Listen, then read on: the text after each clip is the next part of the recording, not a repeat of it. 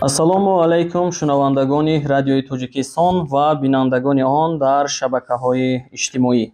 Бо нашри навбатии барномаи Бо ёди ватан боз аз эҳсоси ватандорӣ, ватандӯстӣ ва хештаншиносӣ мегӯем. имрӯз бошад Муҳаммад Қаддофӣ, шаҳрванди Тоҷикистон, зодаи шаҳри Душанбе, ки 6 соли охир дар давлати Қатар кору зиндагӣ менамоянд, ҳамсуҳбати мо ҳастанд. хуш омадед ба барнома. Ташаккури зиёд. чуноне медонем чанд рӯз қабл шумо ба ватан омадед ва аз сафарҳои қаблӣ то ин сафар дар пойтахти азизи ватанамон шаҳри Душанбе чӣ дигаргуниҳоро мушоҳида кардед?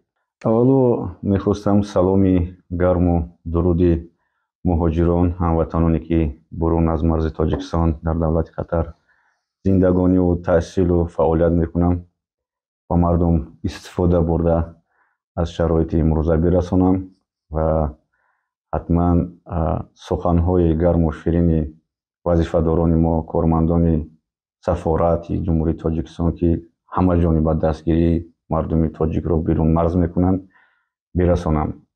Ташаккури зиёд барои даъват. Агар ман ҳозир шурӯъ кунам, шояд вақтамон то пагаҳам нарасад. Вале кӯтоҳакак нуқтаи назари хориҷиёне ки бо мо меҳмонӣ меоянд ба Тоҷикистон, нуқтаи онҳоро баён кунам. Масалан, як 10 рӯз пеш меҳмонҳо аз давлати ҳамсоягарии мо Қазоқистон ва яке аз Аврупо меҳмонӣ омада буданд, сафари корӣ. ҳайрат аз роҳҳои Тоҷикистон доштанд. мумкин барои мо шумо ҷолиб бошад не ки таксиҳои Тоҷикистон маъруф ҳастанд дар хориҷ, зеро ки мошинҳои нав, тамиз, ронандаҳорам аз нуқтаи назари ман бисёр ронандаҳои бо интизом ва ҳаракати меҳмоннавозии худро ба хориҷиён нишон медиҳанд. аз ҳамин сабаб чанд меҳмоне ки бо мо ҳамсуҳбат мешавад мегӯяд куҷое ки мо наравем бо таксиронҳо аз мо пул намегиранд ҳатто. ва даври охир нигоҳ кардем кушодани нақби ки тарафи самти Помир раҳро кушоданд. роҳҳои мушкил буд ки ба самти Дарвозу Бадахшону тарафҳо мушкилие ки ин самти гӯем сайёҳатист. ва ба наздикӣ ман хело шод шудам ки меҳмонхонаи тозае ки дар пушти донишгоҳи миллӣ боз карданд, чӣ хел меҳмонхонаи зебо, сатҳи олӣ, 5 ситора не 7 ситора ҳам гӯем мешавад ки дар пушташ об ҳаст, дар бағалаш боғ ҳаст, ба наздикии маркази ҷумҳурии Тоҷикистон. ҳамаи ин ман фикр мекунам бо ташаббуси азизи пешвои миллати мо ки дар ин вақт ба мо наздик аст, балки ман сабабашро мегӯям. мо дар 5 сол мешавад хеле ки 2 бор мебиёем. ҷойҳош буд ки 3 сол наомада будем, 4 сол наомада будем. дар чашмони мо тағйирёбӣ тез вусъат мегирад. мо дар ҳамин чашмони худамон дида истодаем чӣ хел шаҳр, давлат, мамлакат, миллат рушд карда шукуфта истодааст. саломат бошед пешвои миллат муҳтарам Эмомалӣ Раҳмон. зимни ҳар як суҳбату вохӯриҳояшон бо донишҷӯёни тоҷик ки дар хориҷ таҳсил мекунанд ё ин ки шаҳрвандони Тоҷикистон ки кору зиндагӣ ё ин иқоматро дар кишварҳои хориҷ ихтиёр карданд, бо онҳо суҳбат мекунанд ва зимни ҳар як суҳбаташон таъкид мекунанд ки шумо ҳатман ки аз ватан дур нашавед, ҳатман ки ба дидори ватан биёед ва агар ки сармоягузорӣ ҳам дар ватан ё ки барои пешрафти ватан намекунед, ҳамчун сайёҳ ба хонаи худатон биёед. ана ҳамин эҳсос дар миёни онҳо чӣ гуна аст? пешвои миллат 2 маротиба сафари корӣ доштам ба давлати Қатар. якеш моҳи январи 2024, дуввумаш 15 феврали 2024. барои чӣ дар ёди ман ҳаст? дар ҳамон ҷо тими футболбозии Тоҷикистонам буд. ҷоми Осиё. ман ин суханронии зебои ширинро бовар кунед аз ҳиссиёт мехостем як оби дида кунем, валеки камераҳо ки зиёд буд худдорӣ кардем. як насиҳатҳои хуб, як суханҳои ширин. аз ҳамин сабаб мардуми тоҷики берун кишвар буданд, на танҳо дар қатар, дар кулли ҷо роликҳо ҳам шуда буд. ҷаноби олӣ суханҳои ширин, шаҳрдор суханҳои бисёр дилбардорона. баъд аз суханҳои ҷаноби олӣ бовар кунед, як маросим дар ҳамон дохили толор пайдо шуд. Як хушҳолӣ, мо қариб билетҳомонам мегирифтем, гашта меомадем ба Тоҷикистон ростигар. вале ҳастанд шахсон, модари ман мегӯяд, ки дар ғарибӣ одам бемеҳр мешавад аз сабабе ки дидор нест. дидор ки нест, одам қабилааш суст мешавад, иродааш суст мешавад, масалан рафту омаду робитааш ҳам кам мешавад. аз ҳамин лиҳоз гӯям ҳамин суханҳои пешвои миллатамон сари вақт буд. шояд ҳис карда бошанд, ки баъзе аз ҷавонҳои мо ё мардуми мо дар кишвари хориҷ ёди ватан намекунанд. бояд ҳар як тоҷику тоҷикистонӣ нобаст аз он ки ба кадом кунҷи канори дунё меравад ва ба кадом сатҳе мерасад, бояд ки ёди ёру диёрро фаромӯш накунад. тавре шумо ҳам аз ин як мисоли хуб овардед, ки чӣ гуна суханронии роҳбари давлат шаҳрвандони моро ё тоҷиконе ки дар қатар ё дигар кишварҳои арабӣ буданд, чӣ гуна ба ваҷд ва эҳсос овард ва онҳо фикр мекунам, ки баъд аз он суханронӣ бо чандин нафаре ки нияти омадан ба Тоҷикистон ҳам надоштанд ва омада аз кишвар дидан намуданд. бигзарем ба масъалаи ифтихорот аз пешрафту дастовардҳои Тоҷикистон, аз ҷумла дар бахши амният ва субот. ва бояд гӯем, ки имрӯз Тоҷикистон яке аз кишварҳои оромтарини дунё ҳаст ва мисоли равшани ин як тадқиқоти институти омӯзишии афкори умуми амрико аст, ки омори пурсиши социологии худро эълон кард ва дар он ҷо Тоҷикистон дар мақоми дуюми амнтарин кишварҳои ҷаҳон қарор дошт. ин чӣ гуна ифтихор мебахшад барои як нафар тоҷике, ки дар як кишвари хориҷӣ кору иқомат дорад. шуморо муборакбоӣ карданӣ ҳастем бо сабабе ки хайрият гӯем, ки дар ҳамин ахбори omma ҳаминро аз рӯи статистика ҳам бошад кам-кам карда истоданд.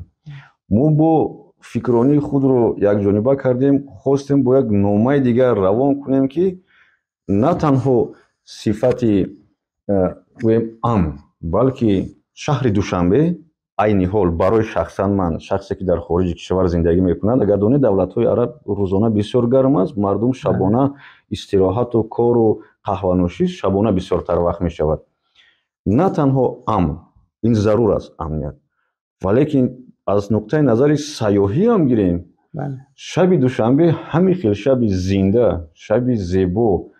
ман ҳатман шабҳо мо гирдугашт мекунем ва ҳамин маркази шаҳрам бошад, дар минтақаи аз шаҳр камтарак берун, масалан гӯем тарафи Саховат ё Корвон ё Зарафшон ё минтақаҳои Меҳрободу Навобод, шаб мегардед ҳам ором, ҳам шамолаки варзоб, аз он тараф бодаи ҳисор, мардуми хушу хурсанду зебо.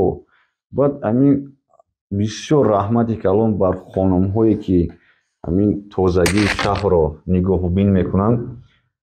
бовар кунед чӣ хел хонумҳои бануру хонумҳои хушҳолу зебо ҳамин 3 шаб 4 саҳар кадом вақте набинед дар хиёбони кӯчаҳои Душанбе ҷорӯб дар даст бо як сухани ширин тозагию ободонии шаҳрро нигоҳ мекунанд.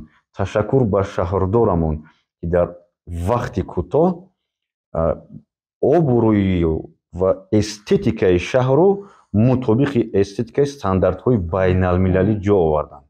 тавре шумо ҳам зикр кардед, ободиҳое ки дар шаҳри Душанбе давоми 7-8 соли охир шуд, тамоми сайёҳоне ки аз хориҷ чӣ кишварҳои дуру наздик дар ин 7 сол ба такрор ба Душанбе омаданд, ҳама дар ролику яъне видеонаворҳое ки дар шабакаҳои иҷтимоӣ нашр мекунанд, ин тағйирот, ин пешрафт, ин дигаргуниро ҳатман зикр мекунанд ва онҳо хеле ба ваҷд меоянд аз ин пешрафтҳо ва бошад ки ободонии пойтахт ва тамоми қаламрави Тоҷикистон чун имрӯз устувор идомаёбанда бошад.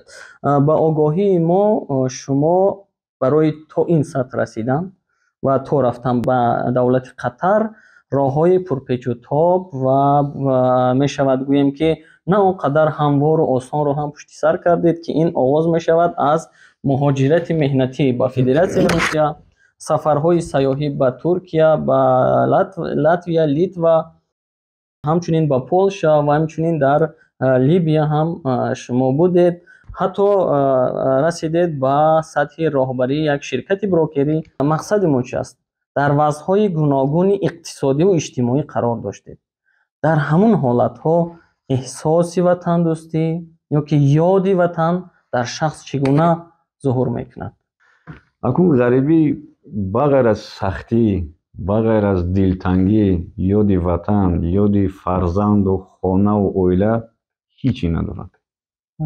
باور کنید اگر شما در یک خوشحالی رم در یک بزم باشید، شما دلتون افسرده و نمیتونید بر یگان کس دل خود را باز کنید که یگان برادرتون در اونجا نیست. من حساب اون برادرانی مسافرانی که در دوردست هستند، مسافری خود خیلی چیزی سنگین است و من بر یگان میگیم رفیق، دوست، یار، برادر و هموطن خود خواهان مسافر بودن را نوابسته از دولت پیشرفته یا دولت آفریدی امنیت باشدم، وطن خود از همه جای بهتر است. لیکن در یک سمت میشد موضوعی که ما بگیریم موضوعی وضعی پولی و مالی. شاید بعضی نفرهایمون در اینجا خود را و کسبه خود را پیدا کرده نمیتوانند، از طرف خود سفر میکنند به دولت‌های خارج برای یافتن رزق و روزی. و بسیاری از این نفران برادران دوستای ما هستند که در خارج کشور پیش بر و پیش قدم شدند و آبروی تاجیک و تاجیکستانی را در آن دولت همیشه محافظت میکنند. احسان بر آنها. ما اگر خارج کشور رویم حتما باید ادبیات و صنعت و رفتار و کرداری تمیز خود رو بر آنها ببریم. خیلی شما قد کردید کدام دولتی که من قبلا با مهاجری رفتم، وقتی آنها میدیدن عرف و عادتی که حتی خانگی ما رو مثلا میبیارم، اگر یگان نفری 30 سالش رفته اگر وارد خانه شود، جوان حتما باید از جاش خیزد. در اروپا یک حیرت می آمد، چرا مجبور نیستی نخیز؟ طبیعت ما تربیه ما همین است، من باید خیزم. باید با بینندگان و شنوندگان رادیو تاجیکستان گوییم که مهاجرت روند طبیعی، اقتصادی و اجتماعی است و خواه و ناخواه در مسیر تاریخ این روند بود، هست و شاید که آینده هم ماند، چون که آدم ها با مقصد زندگی بهتر، بعضی حالات با مقصد دیدن جهان دیگر راه پیش میگیرند با مهاجرت و ما با اون نظر فکر میکنم بیشتر باید توجه کنیم که با به شدن شرایط های اقتصادی و اجتماعی در تاجیکستان خواه و ناخواه آینده این روند یعنی کاهش می‌یابد، یعنی مهاجرت مهنتی و جای این را میگیرد یک مسافرت برای سیاحت، آموزش دنیا و ترغیب فرهنگ و عنعنه‌های ملت تاجیک برای دیگران. در یک دولتی که از لحاظ اقتصادی خیلی پیشرفته است و خواهشمندای کار در این دولت از کشورهای گوناگون عالم خیلی زیاد هستند، برای بچه‌های تاجیک پیدا کردن موقع دشوار نبود یا دشوار نیست؟ قطر برای من این گویم یک پایگاهی که من خود را در اونجا همچون آزاد حس کردم و پیدا کردم. گویم که یکمین دولتی که در همین سالهای گذشته برای مردم تاجیک آزادی روادید رو داد، به ویزا کرد ما را. من اولین چیزی که الحال در نقش سفارت جمهوری تاجیکستان که شاید روزها و ماه‌های نزدیک شاید این کشادن خط سیر مستقیمی بین دوشنبه و قطر یک بار کردن وای بود، سیاحی بود.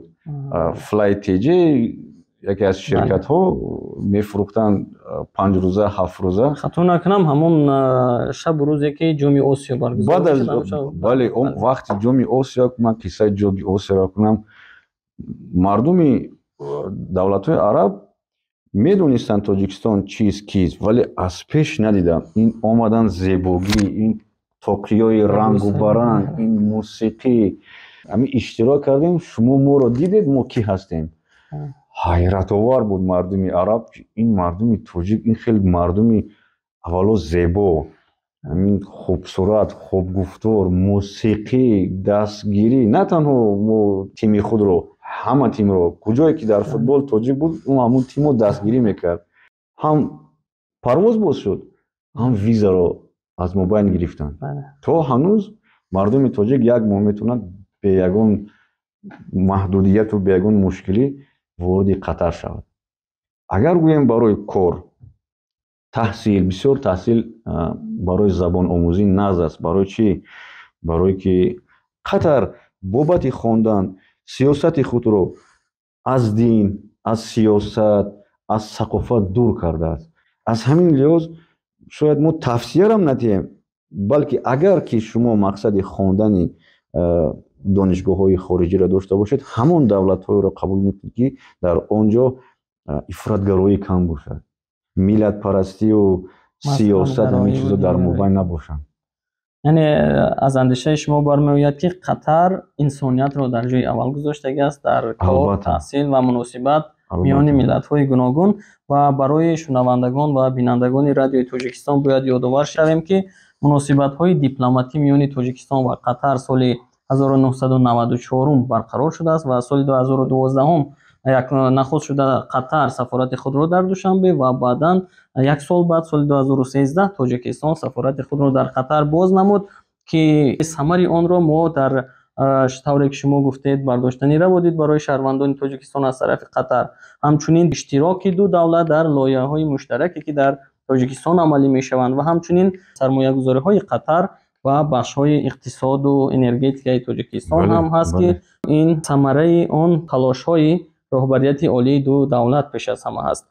ҳар як чорабиние ки сафорати Тоҷикистон дар Қатар бахшида ба рӯзҳои иду ҷашнҳои милливу давлатӣ яъне ташкил мекунад бо ҳузури шаҳрвандони Тоҷикистон ки имрӯз муқими давлати Қатар ҳастанд баргузор мешавад. шумо ҳам иштирокчии ин чорабиниҳо будед ва иштироки дигар шаҳрвандон ҳамона чӣ гуна медидед? ҳамчун ки шумо медонед, ҳозир ҳар гуна ватсапу телеграму шабакаҳои пур ҳастанд. мо ҳам гурӯҳ дорем дар он ҷо. қаблан ба ҳама сокинон ва шаҳрвандоне ки дар Тоҷикистон дар Қатар зиндагӣ мекунанд огоҳонида мешаванд. Агар он шахси тоҷик фаҳмад ки дар сафорат ягон чорабинӣ ва ӯро мо даъват накардем, ака хафа, ҷанг, шумо чаро маро даъват накардед ё ман нафаҳмидам ё кор будам, ки мо ҳатман гурӯҳ дорем. аз фарзандон ҳам ёдовар шудед ва тавре медонем шумо ҳам соҳиби 3 фарзанд ҳастед. имрӯз таҳсил мекунанд ё ин ки донистани забони тоҷикиашон чӣ гуна аст? Бале, писари калонии ман ҳамин сол синфи 1 рафт. барои ман хеле вазбин буд рости гап дар он ҷо бо фарзандо. Якам бо ман истоданд аз сабабе ки бо ҳавои Қатар бисёр ҳавои гарм аст тобистон. Фарзанд дар берун озод даву тоз карда наметавонад. Ман 3 писарча дорам. 3таш камтар шух мешаванд. Дар дохили хона қапидани 3 писар бисёр мушкилӣ аст барои занак. Дидам ки намешавад, ҳамсар азоб кашида истодааст, худашам розӣ шуд, хай камтар калон шаванд. Бармегардем ҳатман, мебинем ки бо шароит чӣ мешавад. Ва сабаби дуюм, фарзанди калонии ман дар иҳотаи тарбияи бобои калонаш инҷо. Бобои калонашам ҳамкасби шумо аст, журналист аст. Бисёр тарбияи хуб дод ба фарзанди ман. Тарбияи мардои фарҳангшон дигар аст. Хеле фарзанди калонии ман ҳамон одату ҳамон кирдор, шиштану хестан ба ман бисёр маъқул шуд. Ман шояд дар ин замон ҳозир ин тарбияро ба ӯ дода натавонам, чунки ман ба ин минтақа ҳолӣ нарасидам. Мо як фикр кардем биё тарбияи камтарак аз бобои бибиашон гиранд, ки ҳамон як мисли хотира ва як чизи дастоварде ки ман ба фарзандам дода наметавонам. Шояд як каси дигар хеле тарбия ба фарзанди ман мисли бобои бибиаш дода натавонад. Ва ҳатман нақша аст дар оянда фарзандҳоро ба давлати Қатар бурда фақат бо сабабе ки забонро омӯзанд. Агар шумо якам қафо нигоҳ кунем, дар барномаҳо ва маҷлисҳо ҷаноби олӣ бисёр мегуфтанд ки забони хориҷиро ҳатман донистан дар кор. Забони русӣ, забони англисӣ. Он вақт шояд мо ҷавон бисёр намефаҳмидем. Ман аз хурдсолӣ мусофирӣ мекардам. Дар ҳамин марзу дар роҳи ҳамин мусофирӣ ман фаҳмидам забондонӣ чӣ хел чизи муҳим аст.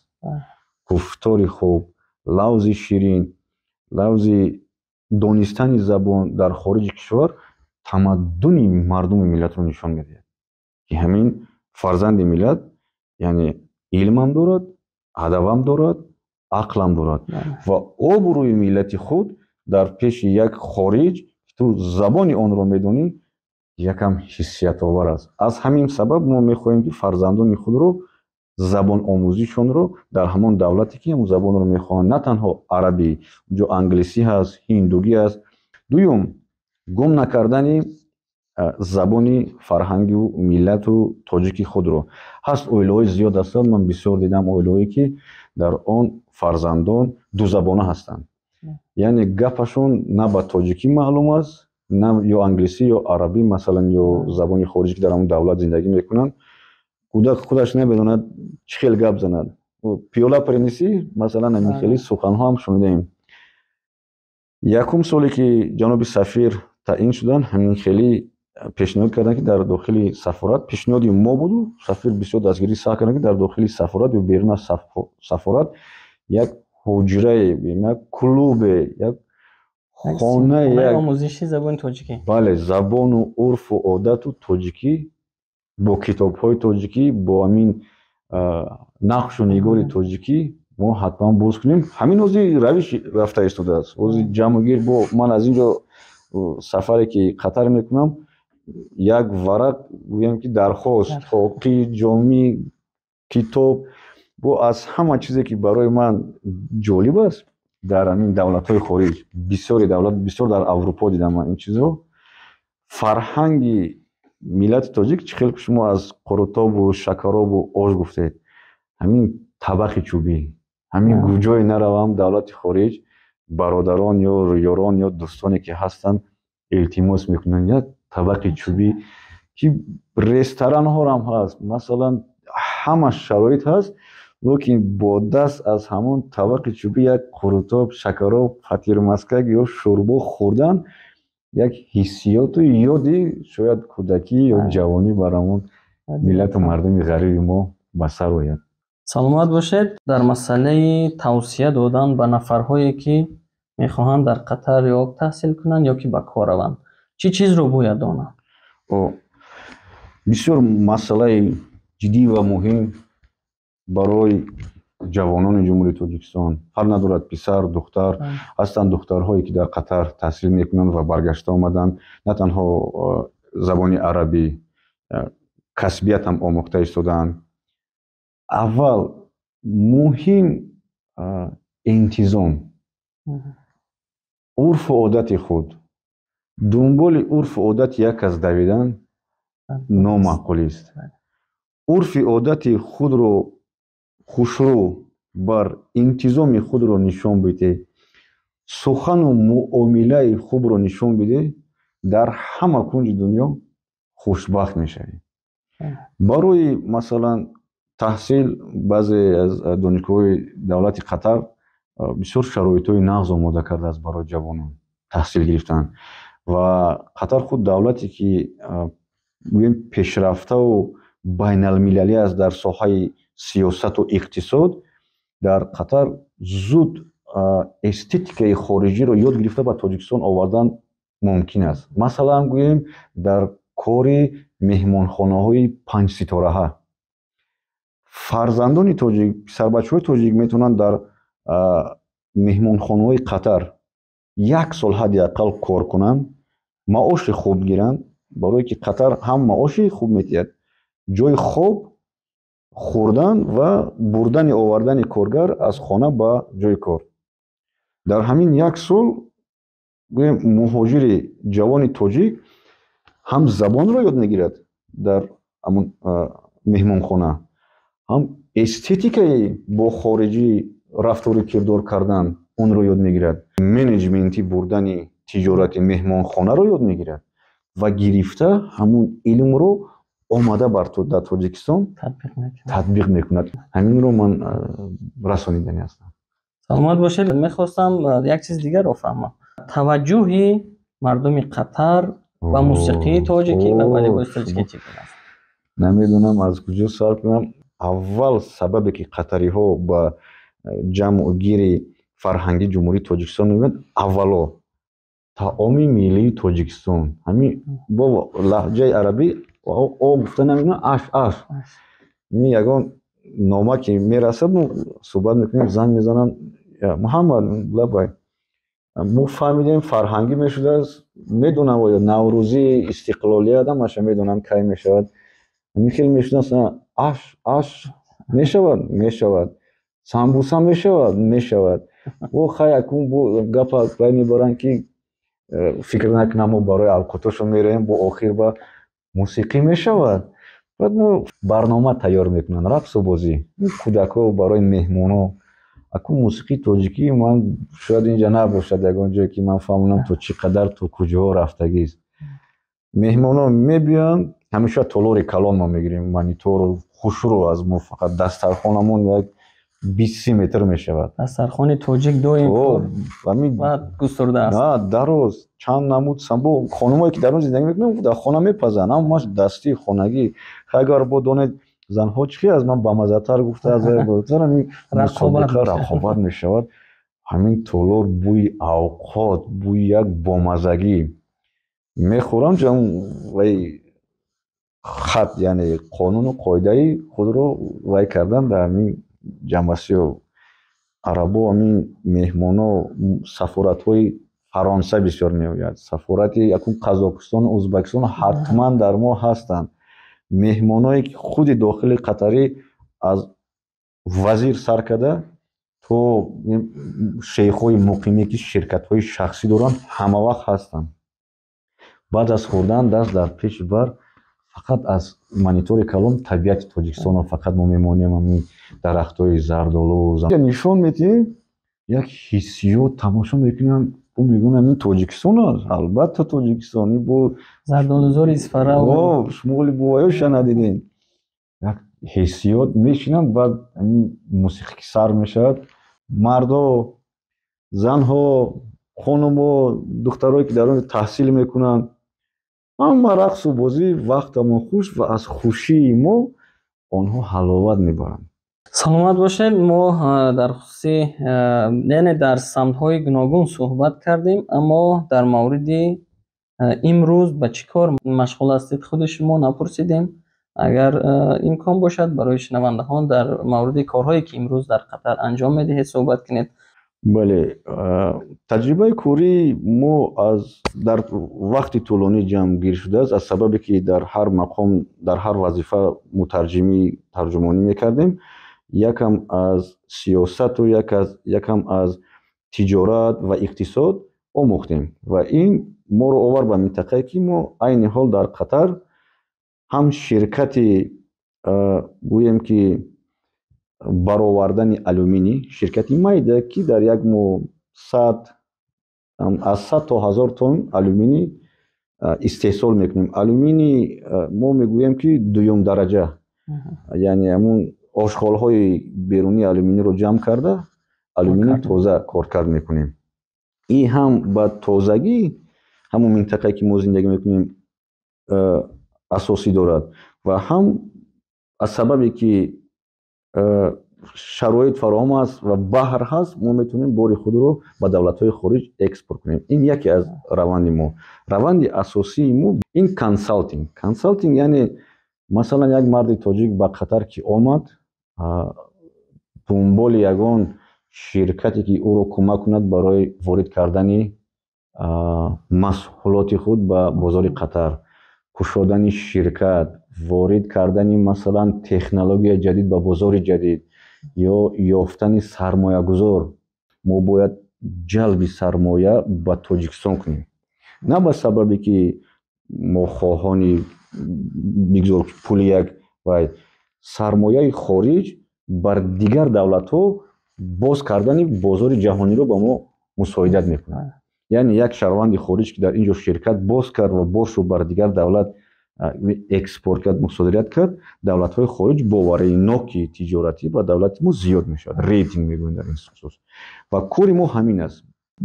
На фақат ширкатҳои бузургу яъне соҳибкорҳои хурду миёна бо ширкатҳое ки ба тиҷорати хурдтар машғул ҳастанд. Масалан, дар мо намоишгоҳи маводи ғизоии Тоҷикистон шуд дар Қатар.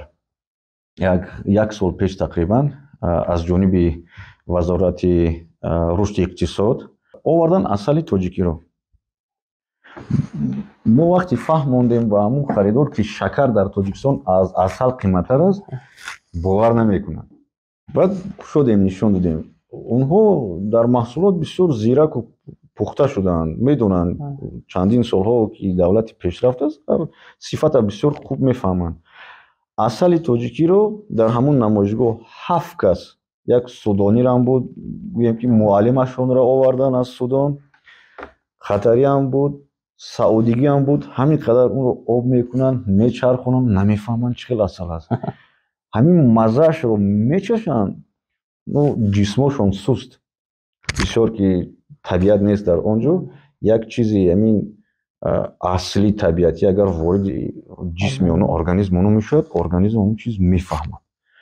ҳамин асали мо як қошуқчашро гирифт, ҳамин дар забон зад, баъд аз 20 сония энергия пайдо кард, як ҳамин қувва пайдо кард, меравад, мебиёяд. Мақсадат чӣ? Ман мехоҳам ҳамин асали шумо чанд қай аст, ҳамаинро харидорӣ кунам. Як намедонам 100-150 грамми асали тоҷикӣ дар қутии зебо хушрӯ ба нарху навои тоҷикӣ гирем. Акун мо раҳмон қимат камтарвай шуд баром асалфурӯшҳои тоҷик. Ма бодому мағзу мавизи тоҷикиро нагӯям, мо фақат аз асал дорем суҳбат. Ҳамин хел нархаш арзон ака.